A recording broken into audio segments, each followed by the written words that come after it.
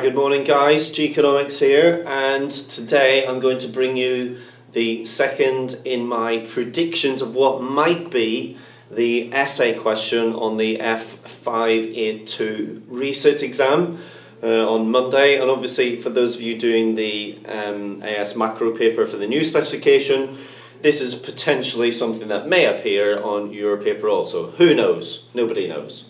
So this is just, as I say, this is just a prediction. I did one yesterday with regard to exchange rates and the current account.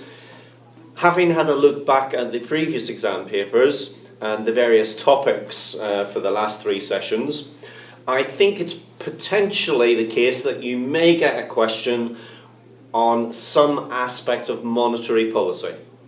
And who knows what that question might be. So I'm just going to focus today on interest rates and the impact. This is quite a general question, so you might get a question something along the lines of evaluate the extent to which a reduction in the base rate of interest would see an improvement in the real economy or something like that. So when we talk about the real economy, what do we mean? Well, we mean the price level, we mean real output, and we mean unemployment. Those would be the key things that we'll be talking about if the question was asking us about the real economy.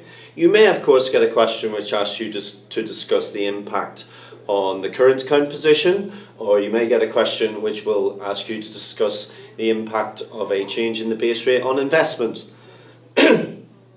Any of these things are possible. We're just having a little stab in the dark as to what the likely question might be. So anyway, if it's on the real economy, you obviously want to start off by introducing monetary policy and saying that the base rate was a component and state the other components and so on and so forth. Then you get into your application. So you'd want to be defining aggregate demand, obviously, C to the I to the G to the X minus M. A very nice phrase to use is this one. Maybe you've come across this before. Interest rate sensitive components of expenditure. So these are the components of aggregate demand which are affected by changes in the base rate. So they would be primarily consumption expenditure, investment expenditure, exports and imports. They are what we would call the interest rate sensitive components of expenditure.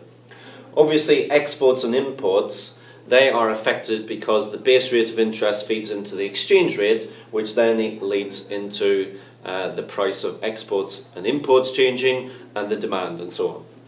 So let's just say it was a reduction in the base rate that you were asked to discuss. So you'd go through and you'd maybe explain, well, in the case of consumption, people would have less money to pay on their mortgage payments, particularly if they're on variable rate mortgages and the base rate falls. That leaves them with a little bit more disposable income, therefore they may choose to consume with that, and so consumption may rise. Alternatively, you may of course say, well, the opportunity cost of spending money falls as well, because if the interest rate falls, you get less money if you put your money in the bank, therefore people may be more inclined to consume rather than save. With regard to I, investment by firms on capital goods. Well, what will most firms have to do in order to buy enormous capital equipment? They will have to borrow. They will have to borrow, and of course that will be charged an interest rate. If the base rates fall and then they fall across the high street banks also, that makes it cheaper to borrow, therefore investment may go up.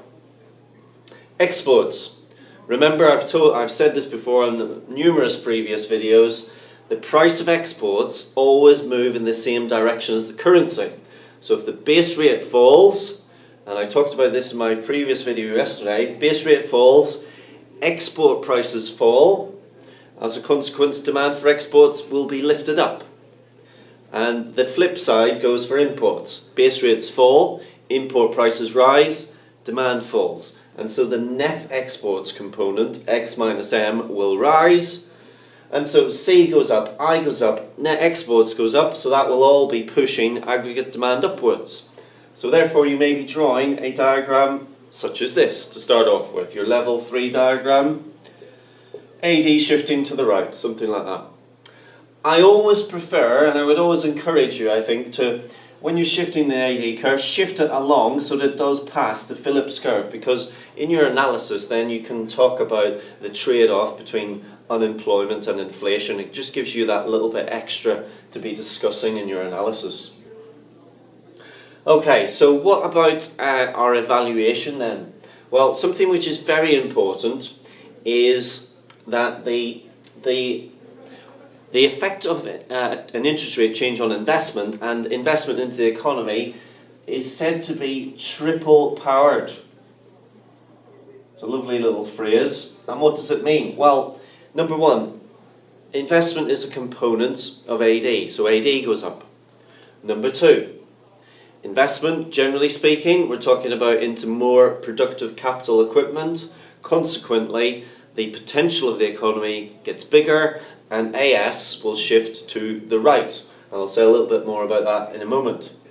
And then finally, when you invest in new equipment, obviously you're always updating your equipment, therefore you're probably going to be producing a superior product than the equipment that you previously used, and consequently the quality of your goods will go up. So therefore, investment is said to be triple powered in that respect. Now a great point of analysis then would be, here we'd obviously be saying at level 3 analysis that price level rises and so on. However, if investment goes up and it is triple powered and AS shifts to the right, like so, LRAS2, then obviously we can say that actually we go from A to B to C, like so. And so that, as you probably very well know, that is referred to as sustainable economic growth, because aggregate demand is shifting, quote unquote, in tandem with aggregate supply. So it's a great evaluative comment to be including in your evaluation section. Other points of evaluation. Well, for 86 months now, we've had 0.5% base rate. And we must remember that during that time period, investment has not been shooting up. Consumption has not been shooting up, simply because we've had a low base rate of interest. So it does depend upon, and here's that old well-worn phrase, it depends upon. It does depend upon other factors, such as what? Well, employment expectations. If you think you're going to lose your job in the next 2 months, you're probably not going to rush out and spend willy-nilly just because the base rate has been reduced. Confidence links in obviously not only to consumer expenditure but to firms spending vast sums of money on capital equipment. You'll know, particularly those of you who've participated in the Bank of England challenge, you'll know about the time lag effect with regard to monetary policy, and obviously the size of the change as well. I mean, in the UK, perhaps we could have a quarter point change down to 0.25%, but really, is that going to make much of a dent on increased consumption or increased investment into the economy? Probably not. And we could, of course, then talk maybe a little bit about the fact that in the Eurozone, obviously, we've got negative rates of interest there.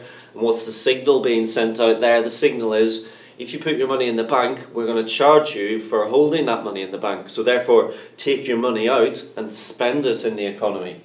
So they're all kinds of different things that you could put into a question like this. I think it'll be a lovely question to get on Monday. I wish you very well with it. I hope your revision's going well. And if you've any questions over the weekend, do drop me a line. And of course, as ever, I'll do my best to get back to you.